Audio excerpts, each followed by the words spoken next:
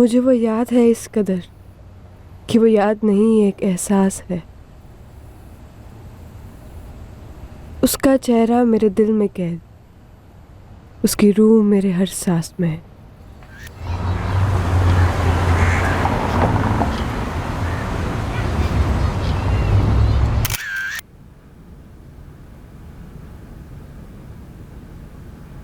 आज तस्वीरों की फसल अच्छी थी।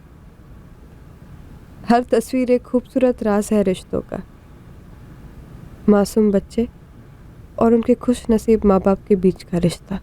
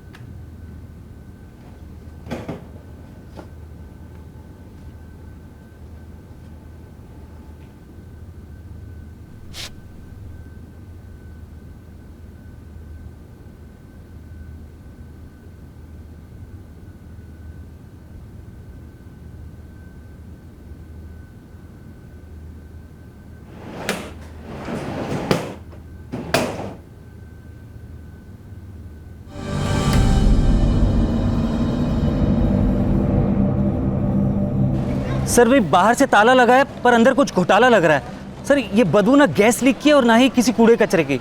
आप तुरंत आएंगे तो बेहतर होगा सर।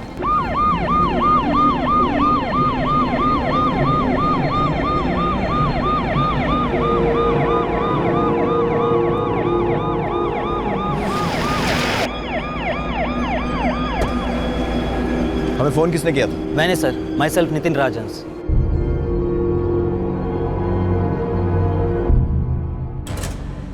ताला कब से लगा हुआ है? सर, ताला तो लगभग 3-4 दिन से है सर। कौन रहता है यहाँ? सर, वैसे तो फ्लैट दिनेश मेहरा का है पर किराए पर चढ़ा रखा है। 3 लोग रहते हैं यहाँ, एक लड़की और 2 लड़के, तीनों यंग से हैं। ये दिनेश मेहरा का नंबर है आपके पास? मैंने फ़ोन कर दिया सर, वो पहुँचते ही होंगे। ताला तोड़ दो।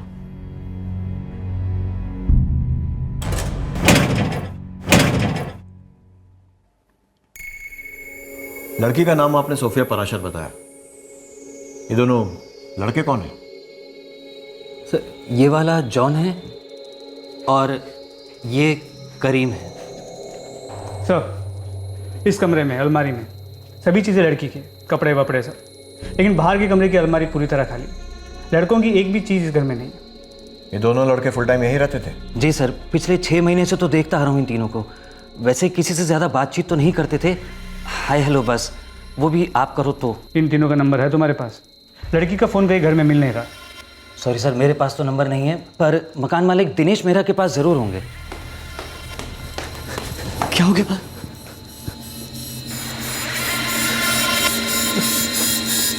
क्या हो गया? अरे दिनेश भाई, आपके घर में जो लड़की रहती थी उसकी डेड बॉडी मिली है। क्या बात कर रहे हैं? हाँ?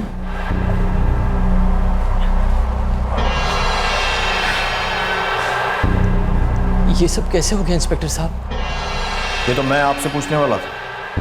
घर आपका है, आपकी किराएदार सोफिया पराशर मर चुकी है और बाकी के 2 किराएदार जॉन और करीम गायब है। उन तीनों के नंबर्स हैं मेरे पास। लीजिए। जी।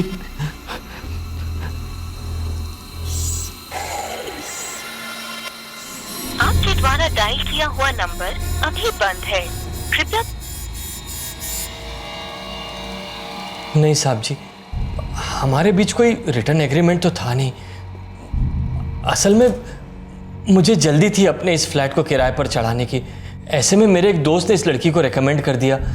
मुझे लड़की ठीक ठाक लगी तो मैंने वहीं के वहीं डन कर दिया बस। और आप जानते थे कि ये दोनों लड़के उसके साथ रह रहे हैं? जी, ये सोफिया कभी झूठ वूठ नहीं बोलती थी। जैसे ही वो दो लड़के उसके साथ रहने के लिए यहाँ आए, उसने फौरन मुझे फ़ोन कर दिया। मेरे दो दोस्त हैं, करीम शेख और जॉन। दोनों ही मेरे बहुत क्लोज है दिनेश जी। अब तुम्हारे फ्रेंड्स हैं तो तुम्हारे जैसे ही होंगे। मैं गारंटी देती हूँ दिनेश जी, अगर थोड़ा भी 19-20 होता तो मैं खुद उनके साथ नहीं रहती। मुझे तुम पर पूरा भरोसा है और सिर्फ इसी भरोसे की वजह से मैं तुम्हें अलाउ कर रहा हूँ। ओके? Thank you sir. और आपने किसके भरोसे पर, मतलब गारंटी पर अपना फ्लैट सोफिया को किराए पर दिया था? मेरा एक दोस्त है समीर भारद्वाज, उसकी 2 व्हीलर की एजेंसी है। सोफिया उसी के यहाँ एम्प्लॉय थी। सर, सोफिया पराशर, करीम शेख और जॉन, तीनों के नंबर स्विच ऑफ है। तीनों के कॉल रिकॉर्ड्स निकलवाओ और फ्लैट को दोबारा बारीकी से स्कैन करो, फिर सील करो। सर, आपका ये दोस्त समीर भारद्वाज, इसका शोरूम कहाँ है? यहीं पास ही में है। आइए मैं आपको ले चलता हूँ, चलिए। रुकिए दिनेश जी, क्या कोई ऐसी बात है जो हमें मालूम होनी चाहिए पर आप शायद बताना भूल गए या फिर टाल रहे हो? नहीं जी, ऐसी तो कोई बात नहीं है। सोफिया मारी गई थी। उसके फ्लैटमेट्स करीम शेख और जॉन दोनों गायब थे। जाहिर है कि शक की सुई सीधे इन दोनों पर आ टिकी थी। फ्लैट से करीम शेख और जॉन की सारी चीजें भी गायब थी। यह माना जा रहा था कि इन दोनों ने सोफिया का कत्ल किया और फरार हो गए। लेकिन सोफिया ने जिन लड़कों की गारंटी दी थी, अगर उन्होंने ऐसा किया था तो आखिर क्यों?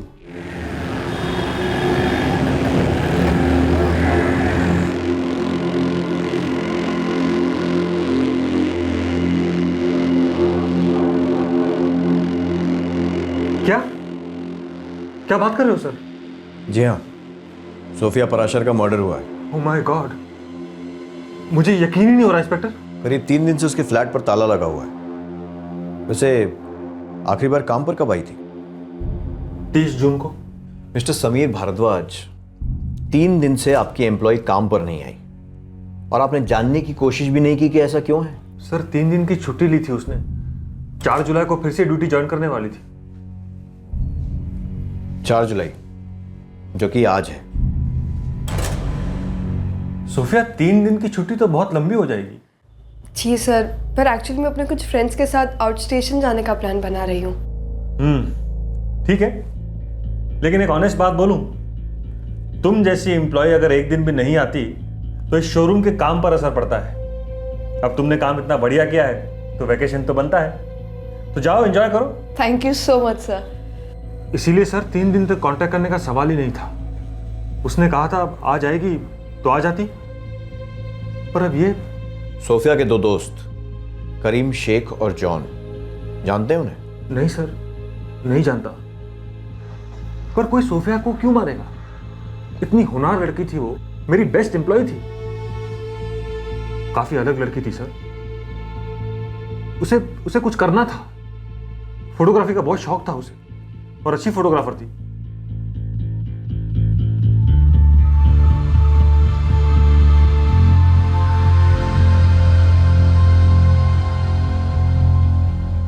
किशोर,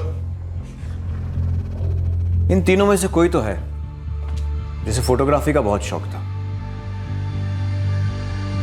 समीर जी, सोफिया यहां कब से काम कर रही थी? अगस्त में 1 साल हो जाता। और आपने उसे काम पर कैसे रखा था? मतलब वो यहां ही कैसे थी? मैंने एक नोटिस लगाया था यहीं हमारे गेट पर।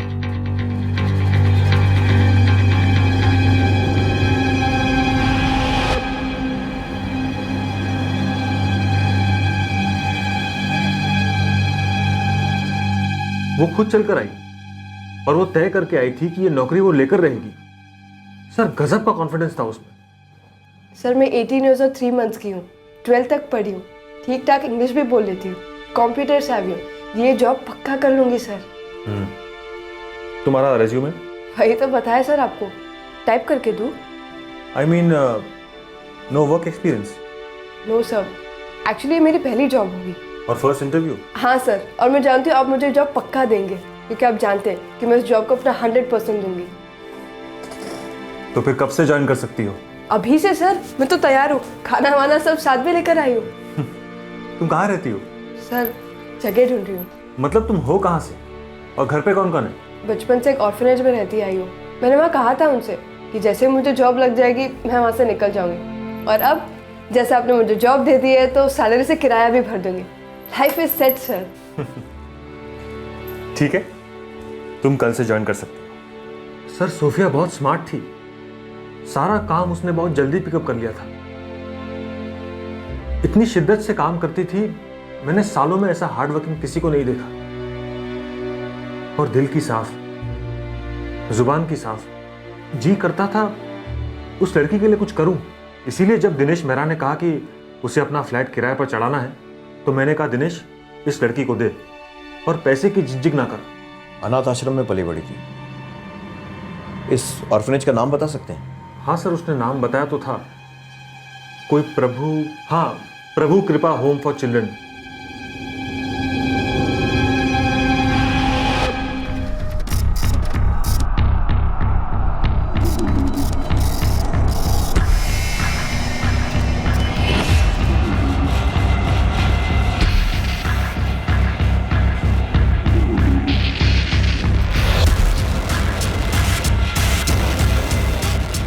सर सोफिया के कॉल रिकॉर्ड्स में एड्रेस दिनेश मेहरा के फ्लैट का है, तो बाकी दोनों के कॉल रिकॉर्ड्स में किसी अनवर मसूद का केयर ऑफ एड्रेस दिया गया। सर ये करीम शेख और जॉन, इनके कॉल रिकॉर्ड में शक करने जैसा कुछ मिला नहीं, पर तीनों फ़ोन एक साथ स्विच ऑफ हुए थे 5 मिनट आगे पीछे। Last location? दिनेश मेहरा का फ्लैट, जहाँ ये तीनों साथ में रहते थे। सोफिया के कॉल रिकॉर्ड से कुछ मिला? सर एक आदित्य दुबे का नाम आया है, पिछले 4 महीनों से उसके साथ लगातार बातचीत हो रही थी। मुझे इस केयर ऑफ एड्रेस वाले अनवर मसूद और आदित्य दुबे दोनों का कच्चा चिट्ठा चाहिए। सर क्या? ये कब हुआ? अच्छा आदित्य सुनो, मैं तुम्हें 2-3 दिन तक फ़ोन नहीं कर पाऊंगी, मैसेज नहीं, कॉल नहीं, कुछ भी नहीं। हाँ मैं मर थोड़ी जाऊंगा तुमसे बात नहीं करूंगा तो, लेकिन इतना तो बता दो जा कहाँ रही हो? शायद शिमला या कहीं और। ओहो क्या बात है, मजे करो ऐश करो। और हाँ एक बात और कहनी थी। क्या? यही I'll miss you।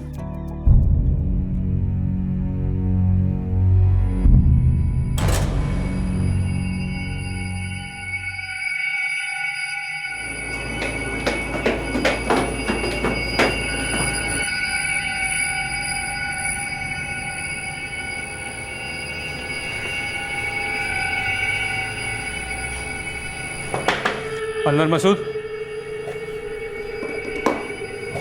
जी फरमाइए। करीम शेख और जॉन, इन दोनों को तो आप जानते होंगे।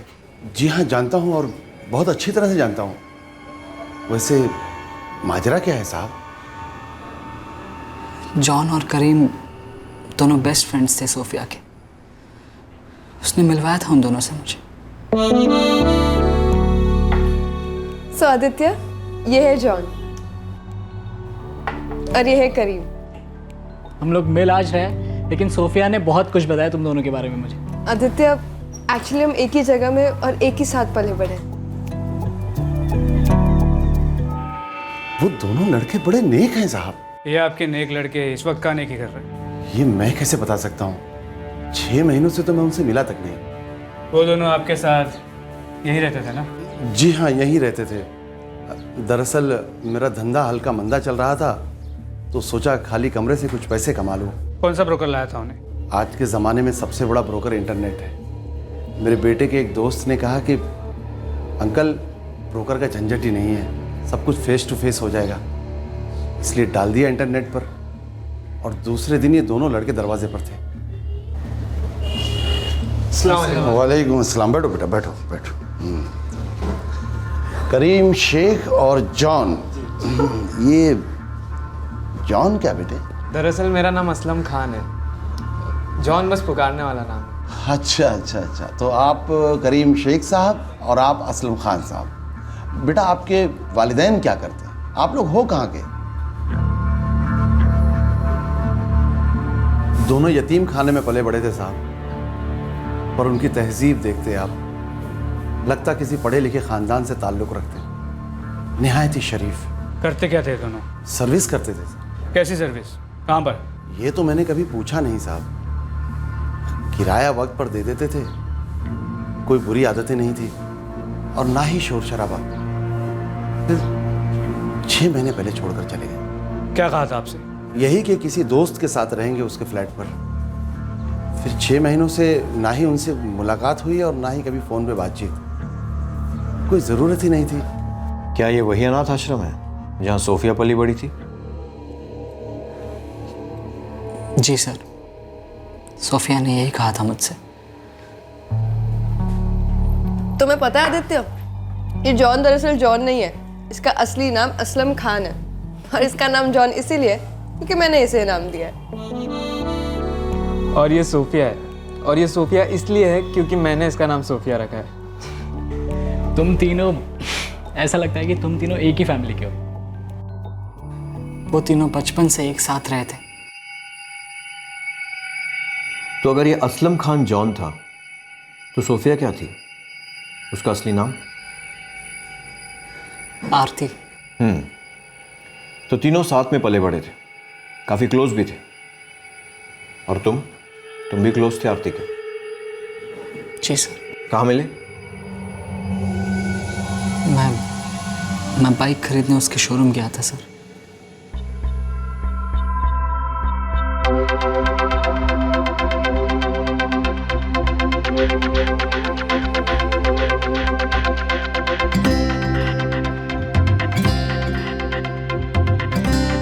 बाइक से ज्यादा मुझे सोफिया पसंद आ गई। बाइक तो मैंने खरीद ली, अब सोफिया का दिल जीतना बाकी था।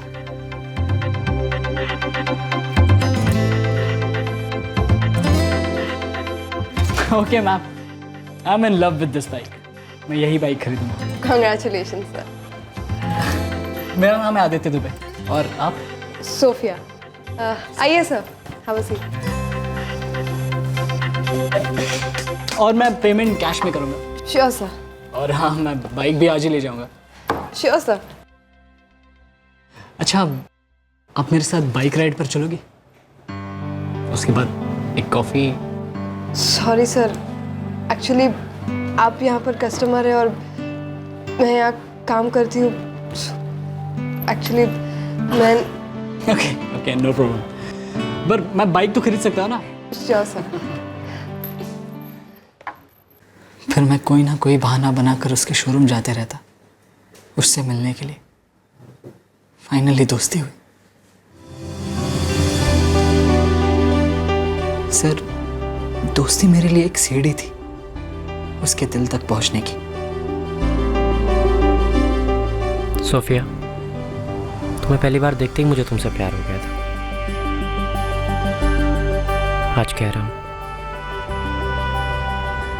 I love you. उसने एक्सपेक्ट ही नहीं किया था और मुझे ये बात हजम ही नहीं हुई कि उसके दिल में मेरे लिए फीलिंग्स ही नहीं है। ऐसा कैसे हो सकता था? सॉरी आदित्य, पर मुझे फ्रेंडशिप के आगे कोई इंटरेस्ट नहीं है। मैं इस वक्त और कुछ नहीं सोचना चाहती। क्यों? क्या प्रॉब्लम है इस वक्त में? आदित्य, ये वक्त कुछ करने का है, कुछ बनने का है। मैं प्रोफेशनल फोटोग्राफर बनना चाहती हूँ, इक्विपमेंट खरीदना चाहती हूँ, बहुत सारी चीज़ें करना चाहती हूँ। लिस्ट बहुत लंबी है। तो मैंने तुम्हें कब रोका है? मुझे कोई डिस्ट्रैक्शन नहीं चाहिए। मेरी फीलिंग्स डिस्ट्रैक्शन है? प्लीज़ आदित्य, ऐसा मत कहो। मुझे तुम्हारी दोस्ती अच्छी लगती है। प्लीज़ उसे वहीं तक रखते हैं। मैं बंधना नहीं चाहती। मुझे सोफिया कभी समझ ही नहीं आई। मैं डिसअपॉइंट हो गया, पीछे हट गया, उससे मिलना बंद कर दिया मैंने। सर, जिससे प्यार करते हो उसके साथ सिर्फ फ्रेंडशिप कभी नहीं हो सकती सर, और मुझसे तो नहीं हो पा रही थी। और इसीलिए मैंने फुल कट ऑफ कर लिया। कॉल्स भी, मैसेजेस भी, सब कुछ। मुझे पागल नहीं होना था सर। फिर कुछ हफ्ते कुछ नहीं हुआ, पर एक दिन सोफिया ने सामने से मुझे फ़ोन किया।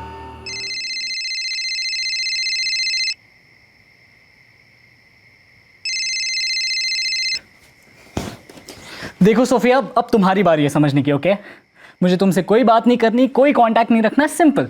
और ये फ्रेंडशिप वगैरह ना, ये सब बातें तुम भूल ही जाओ। तुम्हारी फ़ोटो तक देखता हो तो दिल मुंह में आ जाता है मेरा। और क्यों करूं मैं अपने आप को टॉर्चर इस वन साइडेड लव में? हाँ, आई लव यू। ये तो हद है यार। देखो, कोई ज़बरदस्ती नहीं है, कोई ज़रूरत नहीं है सोशल सर्विस करने की। हो गया बोल के? तुम्हारी प्रॉब्लम ही है आदित्य कि तुम कभी मेरी कोई बात ही नहीं सुनते। अब सुनो, हो सकता है जिस फीलिंग से मैं फाइट कर रही थी वो फीलिंग्स एक्चुअली प्यार है। ये वही फीलिंग है ना जो तुम मेरे लिए फील करते थे। मैं कोई बात घुमा फिरा के नहीं कहती, मैं तुमसे प्यार करती हूँ। अब मुझे तुम्हें बात बताना जरूरी लगा। सोफिया, इन 3 हफ्तों में मैंने तुम्हें बहुत मिस किया। शायद ये 3 हफ्ते जरूरी थे आदित्य, मुझे अपनी फीलिंग्स को समझने के लिए, अपना इरादा पक्का करने के लिए। तो अब क्या इरादा है?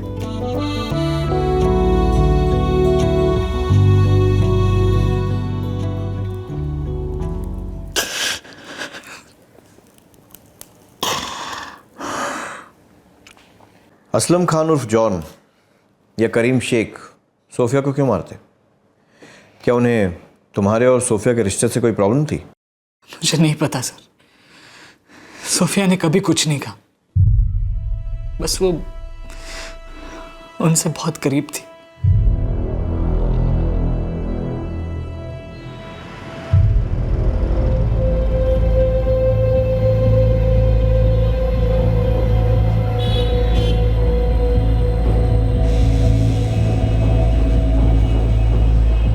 असलम खान उर्फ जॉन और करीम शेख दोनों गायब थे, अनट्रेसेबल।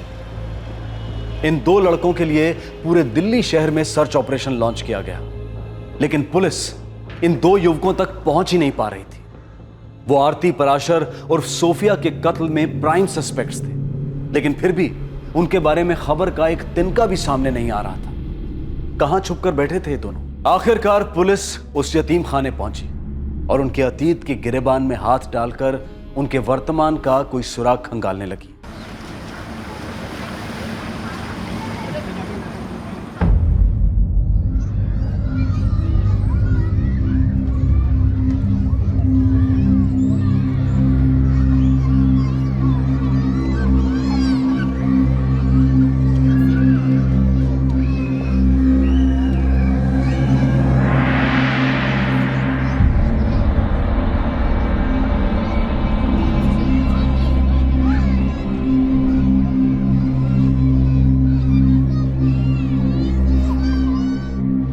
I'm sorry ऑफिसर्स, मुझे नहीं पता जॉन और करीम कहाँ मिलेंगे। कुछ तो आइडिया होगा आपको, कोई एड्रेस या कुछ और?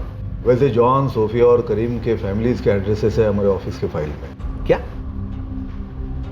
पर ये तीनों तो अनाथ थे ना?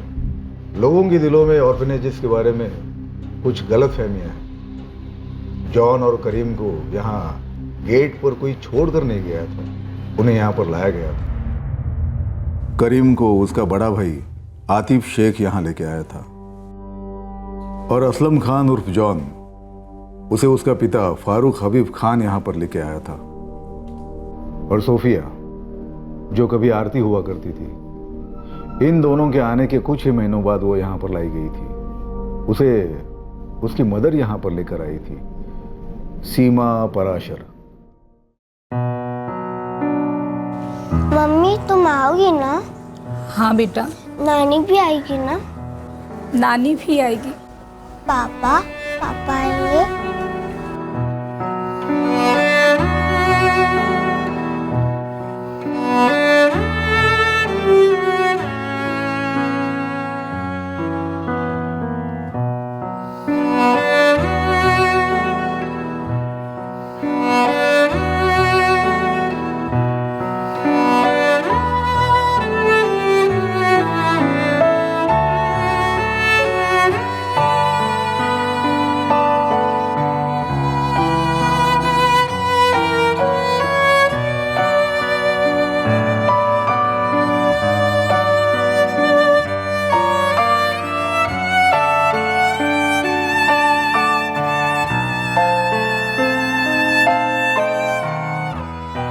ऑफिसर, ये तीनों बहुत ही गरीब फैमिली से थे।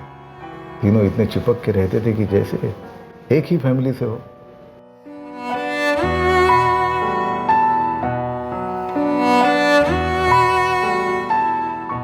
ऑफिसर, मैं इमेजिन भी नहीं कर सकता, असलम और करीम सोफिया को मारना तो दूर, उस पर एक खरोच भी नहीं आने देंगे।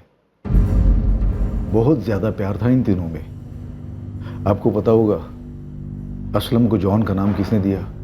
सोफिया ने। और सोफिया आरती से सोफिया बनी असलम के कहने पर। देखिए, इस वक्त हमारे पास आरती और सोफिया की लाश है, जो कि उसके घर से मिली है, जहां ये दोनों भी रहते थे, और अब फरार हैं। नहीं ऑफिसर, मुझे नहीं लगता कि ये दोनों उनकी फैमिलीज के साथ घर पे होंगे, क्योंकि इनके लिए इनकी फैमिली तो ये तीनों ही थे। नए रिश्ते वक्त बनाता है, जो है हमदर्द वही फैमिली बन जाता है। हमारे इस इंस्टीट्यूशन में जब बच्चा 18 साल का होता है तो हम उन्हें उनके फैसले लेने की पूरी आज़ादी दे देते हैं, पूरा हक दे देते हैं। वो आगे क्या पढ़ना चाहते हैं, कहाँ रहना चाहते हैं, क्या काम करना चाहते हैं। आफ्टर ऑल ये उनकी लाइफ है। जॉन और करीम यहाँ से कब निकले थे? 2012 में। उसके बाद 1 साल बाद सोफिया यहाँ से निकल गई। उसे एक बाइक की शोरूम में जॉब लगी थी। आप मुझे इन तीनों की फैमिलीज के एड्रेस दीजिए। हाँ, देता हूँ। ऑफिसर, मैं उम्मीद करता हूँ कि इन तीनों की फैमिलीज आपको मिले, कोऑपरेट करें और जॉन और करीम का पता चले। All the best. Thank you.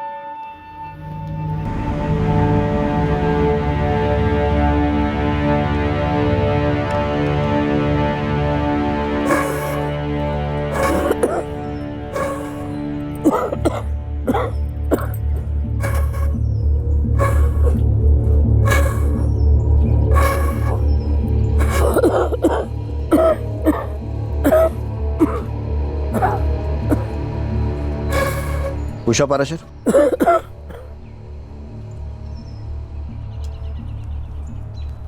आरती आपकी नातिन थी? हाँ जी। क्या हुआ उसे? वो अब नहीं रही, उसका कत्ल हो गया।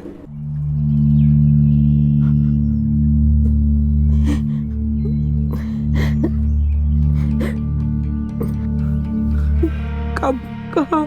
दिल्ली में, पिछले हफ्ते। उसकी लाश मुर्दा घर में पड़ी है। एक अरसा हो गया आरती का चेहरा देखे हुए। आरती के माँ बाप कहाँ हैं? उसका बापू तो दोनों को छोड़ के दुबई चला गया। वहाँ उसको नौकरी भी मिल गई। सुना उसको एक लड़की भी मिल गई। बुला दिया उसने मेरी बेटी को और अपनी बेटी को, और लौट कर नहीं आया। और आरती की माँ सीमा, जो उसे अनाथ आश्रम छोड़कर आई थी? जब वो आरती को अनाथ आश्रम छोड़ के आई तो वो अपने अंतिम दिन गिन रही थी, क्योंकि उसे कैंसर हो गया था।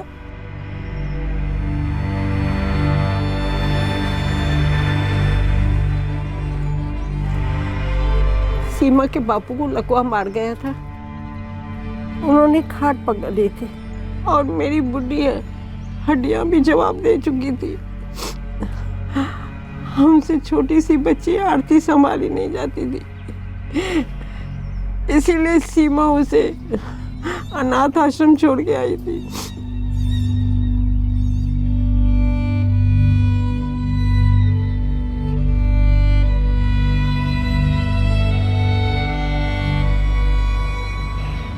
नहीं साहब, करीम तो यहाँ पर नहीं आया। पिछले कुछ दिनों में बात हुई थी आपसे? 2001 में मैंने उसे वहाँ पर छोड़ा था। उसके बाद से मैंने उसे देखा नहीं, ना ही कभी उससे बात। एक बार भी नहीं? भरोसा एक ही बार टूटता है साहब। वो 7 साल का था जब मैं उसे वहाँ पर छोड़ कर आया था। नफरत करता था शायद मुझसे, या करता है, पर मेरी मजबूरी थी साहब। मम्मी अब्बू का इंतकाल हो चुका था और मेरी हैसियत नहीं थी कि मैं उसे संभाल सकूं। मेरे पास और कोई चारा भी नहीं था साहब। अगर वो तुम्हें कांटेक्ट करता है तो ये रहा मेरा नंबर।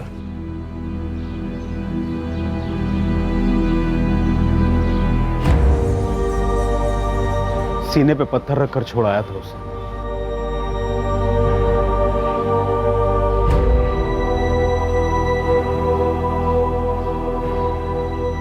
नौकरी गई थी। असलम की अम्मी ने मुझे तलाक दे दी। उसने दूसरी शादी कर ली और मैंने बोतल पकड़ ली। 12 साल गुजरने के बाद भी मुझ में इतनी हिम्मत नहीं आई कि मैं अपने बच्चे के पास जा सकूं। अगर असलम यहाँ आता है या फ़ोन करता है तो अब की बार हिम्मत दिखाइएगा और हमें कांटेक्ट कीजिएगा। करेंगे ना? मेरी माँ नाना नानी मुझे याद है, पर मुझे मेरे पापा की बहुत याद आती है। मेरे पापा कहाँ है, क्यों नहीं लौटे, इसकी सच्चाई क्या है मुझे नहीं पता, लेकिन मैं हमेशा सोचती थी कि मेरे पापा मुझसे बहुत प्यार करते थे, बहुत प्यार।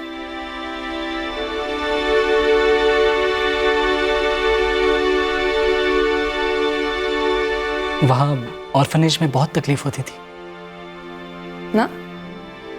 जॉन और करीम थे ना हमेशा मेरे लिए। हम लड़ते झगड़ते, फिर हम सुलह भी कर लेते, पर कभी भी एक दूसरे का हाथ नहीं छोड़ते। आदित्य, अब हम तीनों दर्द के धागे से जुड़े थे, और दर्द खून से ज्यादा गाढ़ा होता।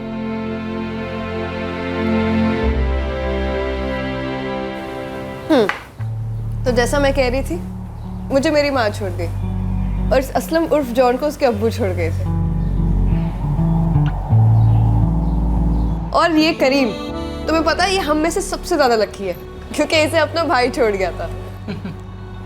पता है आदित्य, हम तीनों की ना फुल ऑन बॉलीवुड कहानियां थी। मतलब कंपटीशन लगती थी कि किसकी कहानी किसे ज्यादा रुला देगी।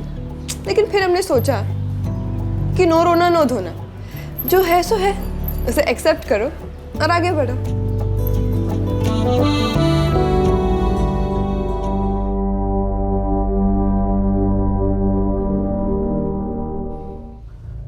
तीनों के बचपन मानो एक ही स्याही से लिखे गए थे। और जवानी भी सर। तीनों ने बहुत मेहनत की थी अपनी ज़िंदगी को कुछ बनाने के लिए। किसी के मुंह से उनके लिए एक बुरी बात नहीं निकली। और फिर सोफिया मारी जाती है और उसके वो दो पक्के दोस्त, इनफैक्ट उसकी फैमिली, जॉन और करीम, फरार है। सर हो सकता है वो फरार नहीं, गायब है, गायब किए गए हैं। मतलब? सर हो सकता है दोनों सस्पेक्ट नहीं, एक्चुअली विक्टिम्स हो, और ये कहानी कुछ और ही हो। जिससे प्यार करते हो उसके साथ सिर्फ फ्रेंडशिप कभी नहीं हो सकती सर, और मुझसे तो नहीं हो पा रही थी, और इसीलिए मैंने फुल कट ऑफ कर लिया। पर एक दिन सोफिया ने सामने से मुझे फ़ोन किया। मैं तुमसे प्यार करती हूँ, मुझे तुम्हें बात बताना ज़रूरी लगा। इन्हें जिंदगी से जितने भी शिकवे थे इन्होंने खुद उसे दूर किया। फिर भला किसी को इस लड़की से क्या गिला हो सकता है? और इसके वो दो दोस्त, असलम उर्फ जॉन और करीम, वो दोनों सोफिया से किस बात पर इतना खफा हुए कि उसे मार दिया? और अगर ऐसा हुआ है जैसा तुम सजेस्ट कर रहे हो कि वो दोनों भी किसी और की नाराजगी का शिकार हुए हैं, तो वो कौन है? आदित्य दुबे। सर इस आदित्य दुबे को खोलना होगा। हो सकता है इस सैड लवर बॉय चेहरे के पीछे कुछ और ही छुपा। I think you are right. इस लड़के में कुछ तो ऑफ है, जैसे गाने में एक गलत सुर। सर बताया तो था मैंने, वो अपने फ्रेंड्स जॉन और करीम के साथ हॉलीडे पर जा रही थी 3 दिनों के लिए। कहाँ जा रही थी? शायद शिमला। उसने कॉल किया था मुझे ये कहने के लिए कि 3 दिनों के लिए वो ना ही मुझे कोई कॉल करेगी और ना ही कोई मैसेज। उसने ऐसा क्यों कहा? मतलब मुझे बड़ा अजीब लग रहा है। हाँ ठीक है, तुम्हारी गर्लफ्रेंड अपने दोस्तों के साथ बाहर जा रही थी, समझ सकते हैं, पर वहाँ से ना मैसेज ना कॉल, ये क्या बात हुई? मुझे नहीं मालूम सर। सोफिया मूडी थी। मूडी? सोफिया से जुड़े कुछ लोगों से बात की है हमने, और मूडी तो उसे किसी ने नहीं कहा। किसी ने भी नहीं। उस दिन उसके मोबाइल फोन की लोकेशन क्या थी? ठीक है, सारे डिटेल्स जल्द से जल्द निकलवाओ और मुझे फैक्स कर दो। सर सोफिया उन दोनों पर उतना भरोसा करती थी जितना कोई अपने सगे घर वालों पर करता। क्या इस असलम उर्फ जॉन या करीम की सोफिया के साथ सिर्फ दोस्ती थी या कुछ और भी? कुछ और मतलब? मतलब दोनों में से किसी का सोफिया के साथ अफेयर? नहीं नहीं सर, अगर ऐसा होता तो सोफिया मुझे बताती। वो बहुत ही स्ट्रेट फॉरवर्ड थी, कभी कोई बात नहीं छुपाती। तो अब वो स्ट्रेट फॉरवर्ड भी हो गई, मतलब पहले मूडी और अब स्ट्रेट फॉरवर्ड। सर मैं बहुत प्यार करता था उससे, मैं तो ये सोच भी नहीं सकता कि कोई उसे मार डालेगा। और वो जॉन और करीम सर, वो ऐसा बिल्कुल नहीं कर सकते। तीनों बहुत करीब थे एक दूसरे के। सर एक मिनट।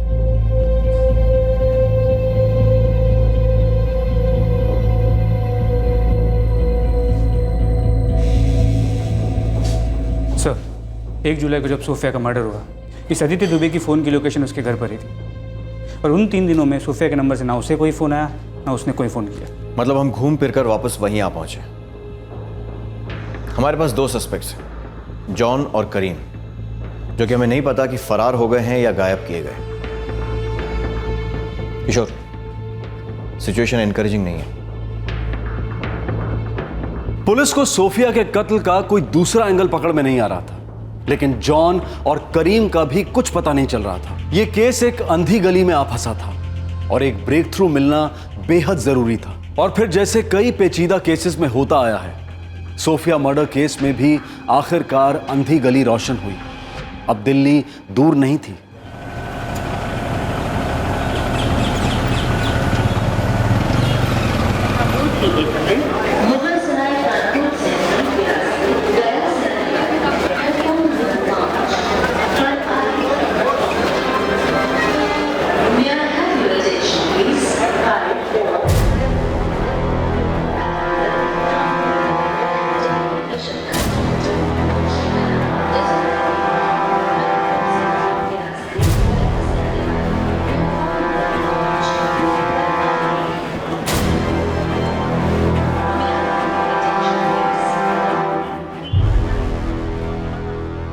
सर ये दोनों वही है, कंफर्म।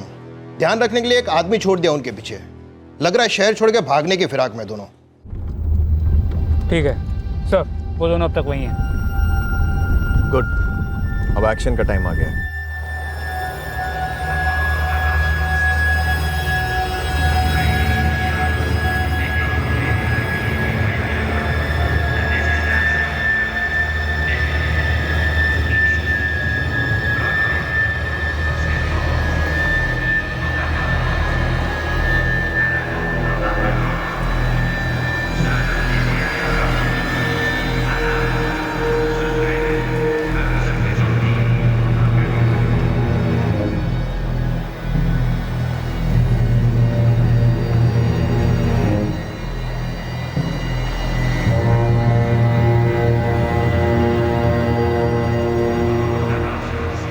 करीम शेख, असलम खान उर्फ जॉन। पता है हम लोग ये मान चुके थे कि सोफिया का कत्ल किसी और ने किया है और शायद तुम लोगों के साथ भी कुछ बुरा हुआ है, पर किसी और के पास सोफिया को मारने का कोई कारण ही नहीं था। लेकिन तुम्हारे चेहरे मुझे बता रहे हैं कि तुम्हारे पास वजह थी, वाजिब वजह। और अब वो वजह तुम मुझे बताओ।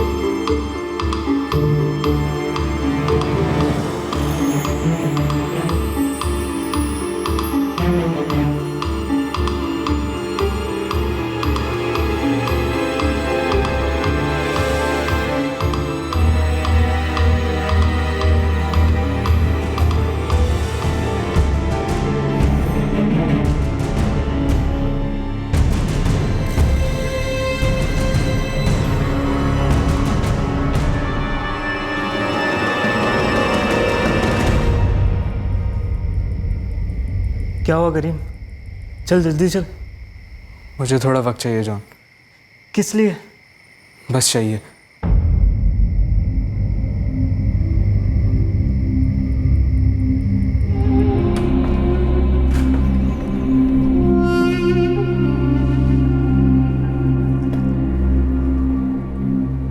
खामोशी अलग अलग तरह की होती है।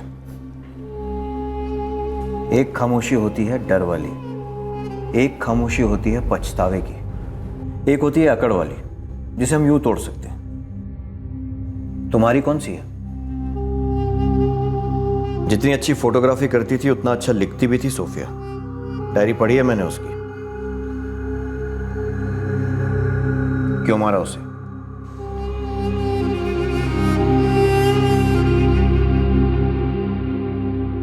जॉन और करीम ने कानून से भागते वक्त सोफिया की डायरी पढ़ी थी।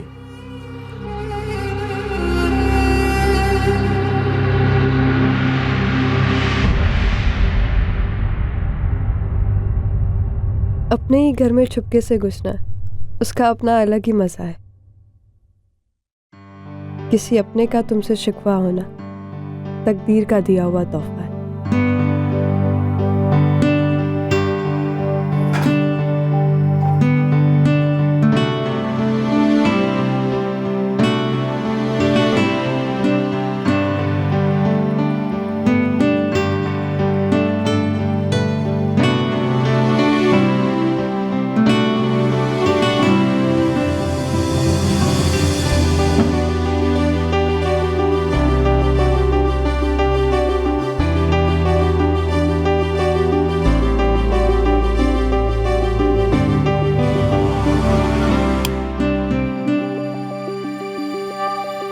कहाँ थी? दोस्तों के साथ थी करीम। ये क्या चल रहा है? 2-3 दिन से देख रहा हूँ रोज रात को लेट आना। ये चल क्या रहा है आखिर? गलती हो गई, सॉरी, फिर कभी नहीं करूँगी। कोई बात नहीं, पर हाँ अगर अगली बार लेट होना तो बता दियो मेरे को। कहाँ हो, किसके साथ हो, जानना ज़रूरी है मेरे लिए। ओके दरोगा साहब, ओके। अगली बार तुझे पक्का बता के जाऊंगी। अब जाके सो जा।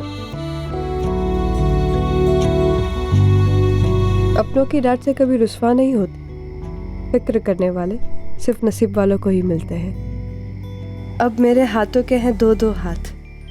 जॉन और करीम है मेरे पास। अब मैं चाहूं तो भी फिसल नहीं सकती, गिरूं तब भी टूट नहीं सकती। रो दूं तो ये हंसाते हैं, मुरझाऊं तो ये खिलाते हैं।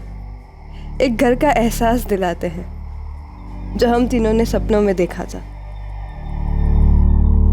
मैं सोफिया को कभी समझ ही नहीं पाया सर।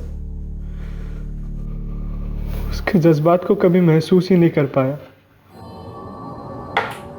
सो आदित्य, ये है जॉन और ये है करीम। हम लोग मिल आज रहे हैं, लेकिन सोफिया ने बहुत कुछ बताया तुम दोनों के बारे में मुझे।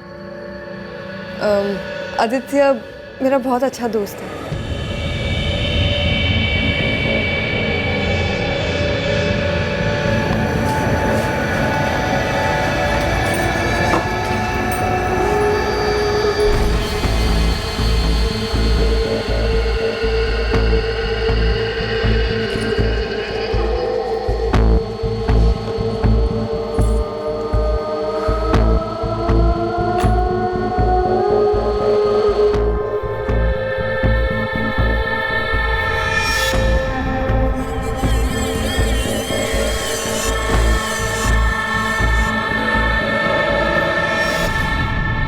सॉरी करीम।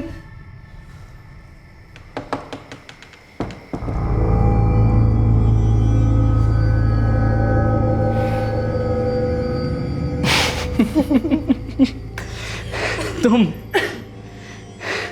अब तो तुम्हारी क्लास होगी तो जरूर, पर कोई नहीं, मैं दोनों क्लासेस के सही से जवाब दे दूंगी। प्यार करती हूँ मैं उससे।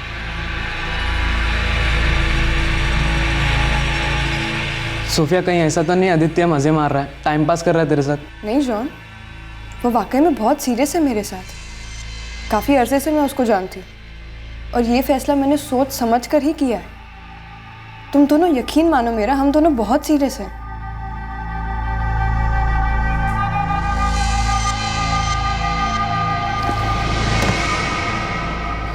भाई अगर दोनों तरफ प्यार बराबर है तो ठीक है ना। सोफिया खुश है तो उसकी खुशी में हमें भी खुश होना चाहिए। देख जॉन, 2 हफ्ते पहले सो रही है, क्या कर रहा है? देख, 2 हफ्ते पहले सोफिया ने कहा था कि उसे सिर्फ फोटोग्राफी पर ध्यान देना। उसे ये लव शव के चक्कर में पड़ना ही नहीं, ना तो उसके पास टाइम है और ना ही उसे इंटरेस्ट। अच्छा, पर ये बात किस बात पर निकली? सोफिया तुझे ये सब क्यों बोल रही थी?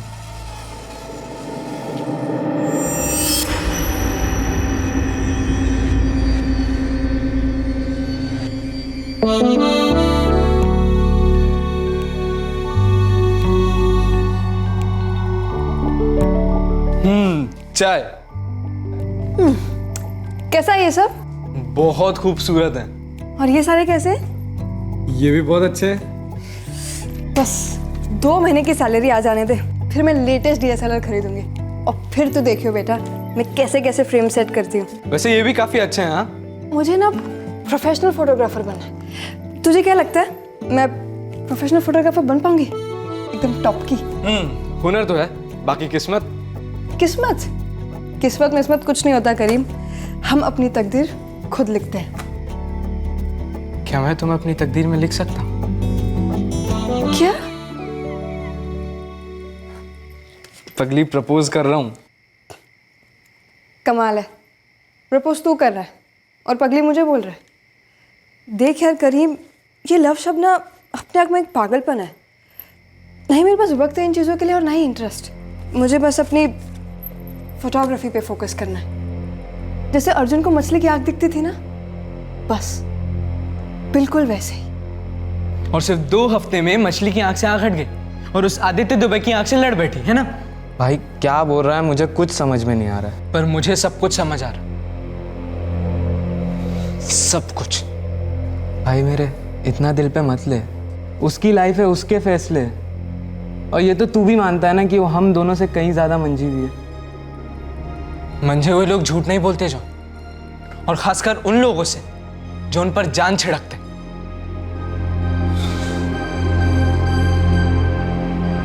करीम, मेरे बचपन के दोस्त, मुझे माफ कर। तेरी मोहब्बत मुझे कबूल नहीं, पर तेरी दोस्ती के बिना मुझे जिंदगी कबूल नहीं। तेरे इजहार को मैंने हंसकर टाल दिया, एक सफेद झूठ का सहारा भी लिया।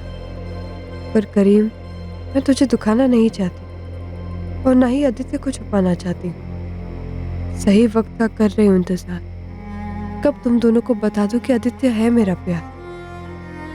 करीम, मैं जानती हूँ तू भी इंतजार में खड़ा है, पर यह भी जानती हूँ कि तेरा दिल कितना बड़ा है। मेरे बचपन के दोस्त, मुझे माफ कर, मुझे समझ और मुझे विदा कर।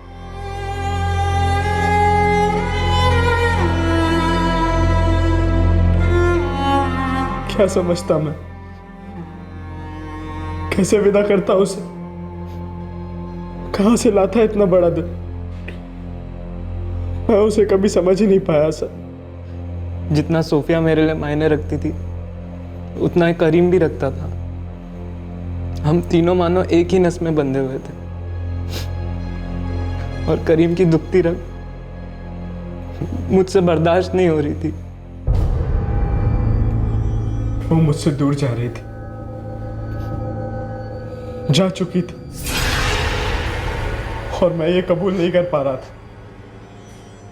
आग लगी थी अंदर, जलकर राख हो रहा था मैं।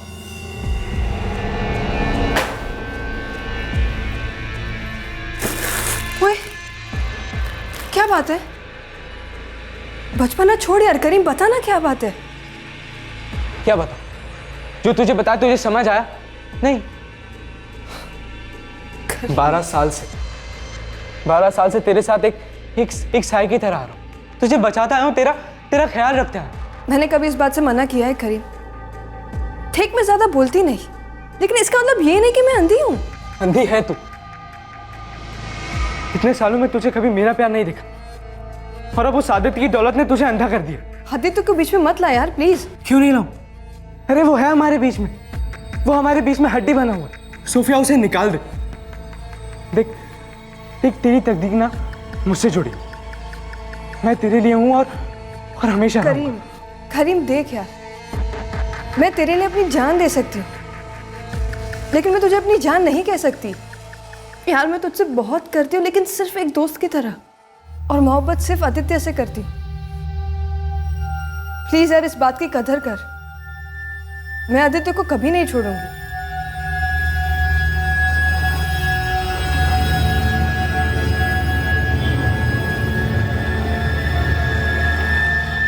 ले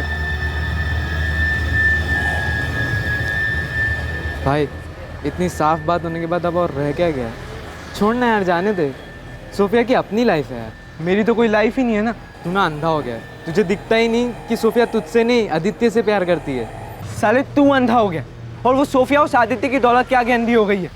अबे वो अपने फोटोग्राफी के सपने को पूरा करने के लिए ना उस आदित्य का इस्तेमाल कर रही है। तू ज़्यादा बोल रहा है, बहुत ज़्यादा बोल रहा है। तुझे भी पता है, मुझे भी पता है, सोफिया कभी किसी का इस्तेमाल नहीं कर सकती। बेटा तू उसको लेने गया था या मैंने कॉल किया था? वो खुद चल कर आई थी हमारे पास, खुद ले गई थी हमको फ्लैट में। तो लाइफ बेटर है यार यहाँ पे। किसके लिए? बेटा घर का किराया हम भी शेयर करते हैं, घर का काम हम भी करते हैं, और वो उस आदित्य को ना अपनी मुट्ठी में कर रही। जिस दिन वो आदित्य इसके चंगुल में पूरी तरह आ गया ना, देख कैसे निकाल देती हम लोगों को। तो किसकी बात कर रहा है बे? सोफिया की? अपनी सोफिया की? नहीं, अपनी सोफिया नहीं रही, वो बदल गई है, बिल्कुल मतलबी बन गई है वो। तू ना गलत फहमियों में घिर गया है। तू ना एक काम कर, गहरी सांस ले और ये जो तेरे प्यार व्यार के जज्बात है ना, बाहर छोड़ दे। इतना समझ ले तू कि वो तेरी लाइफ में उस तरह से कभी नहीं हो सकती। इतना समझ ले तू। तो उसकी लाइफ ही नहीं रही। क्या बोल रहा है बे? मेरे प्यार का गला घोटा, कीमत तो लेकर रहूँगा। पागल हो गया क्या? क्या करने क्या वाला है तू? गला घोट दूँगा, मार डालूंगा। मेरी नहीं हुई तो किसी की नहीं होगी। मुझे रोकना चाहिए था, रुकना चाहिए था। मैंने ना रोका ना मैं रुका। क्यों हिम्मत नहीं कर पाया मैं? क्यों खामोश रहा?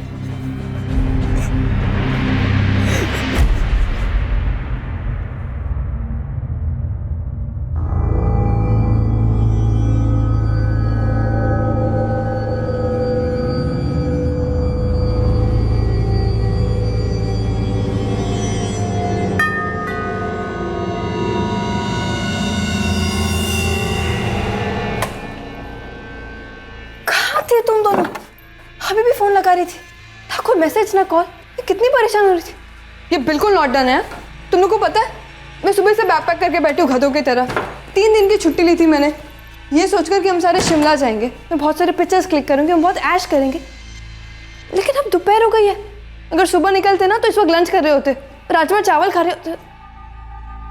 क्या तुम दोनों कुछ बोल क्यों नहीं रहे हो? जॉन, करीम, मैं तुम लोगों से बात कर रही हूँ यार।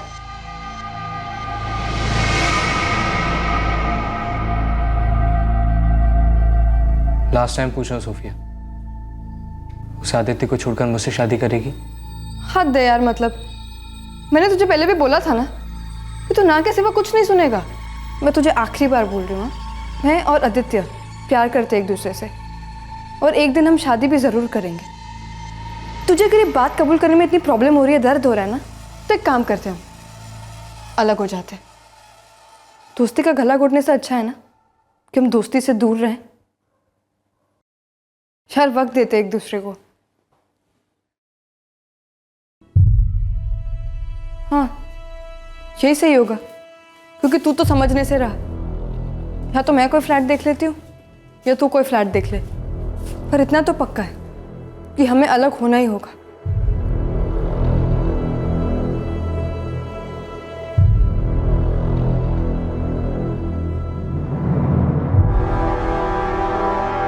हाँ, हमें अलग होना होगा, हमेशा के लिए।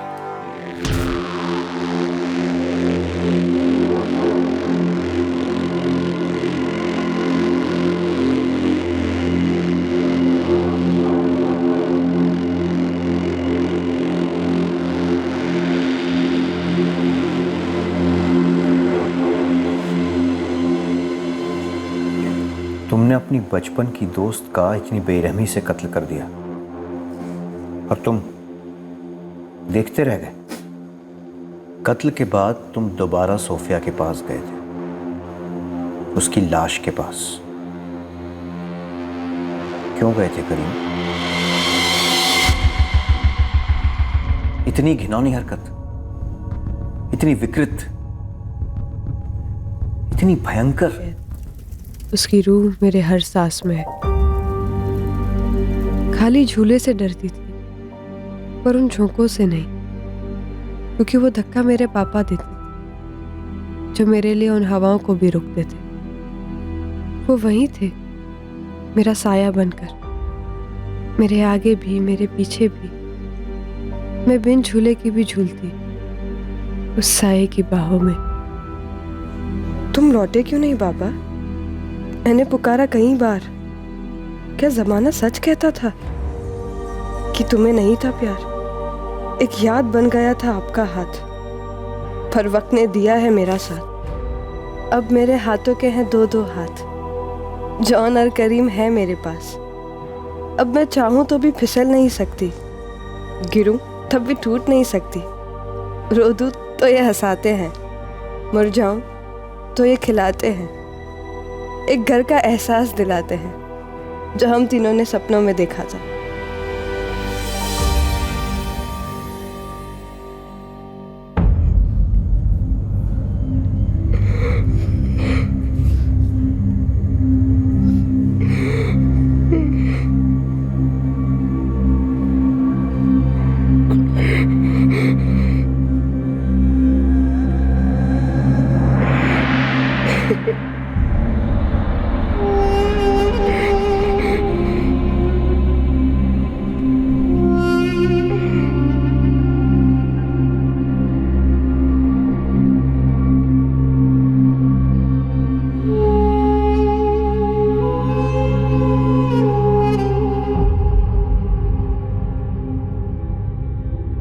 आरती पराशर उर्फ सोफिया का अंतिम संस्कार उस यतीम खाने के अधिकारियों ने किया जिन्होंने बचपन से उसकी देखभाल की थी। आदित्य दुबे सोफिया का प्यार जरूर था, पर सोफिया का असलम खान उर्फ जॉन और करीम शेख के साथ एक दर्द और भाईचारे का अटूट रिश्ता था, जिसे उन्होंने बड़ी बेरहमी से तोड़ दिया। आज वो दोनों जुडिशियल कस्टडी में हैं।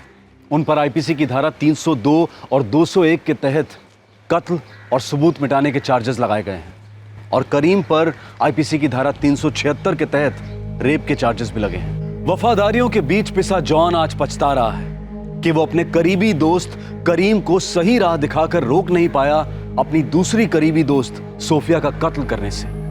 वो दोनों के करीब था, लेकिन दोनों के ही काम ना आ सका। करीम शेख को भी अपने किए पर पछतावा है। उसने प्लान बनाया था कि जॉन और वो सोफिया से ताल्लुक रखने वाले सभी डॉक्यूमेंट्स गायब कर देंगे, ताकि एक पॉइंट के बाद इन्वेस्टिगेशन बंद हो जाए और वो कभी ना पकड़े जाएं।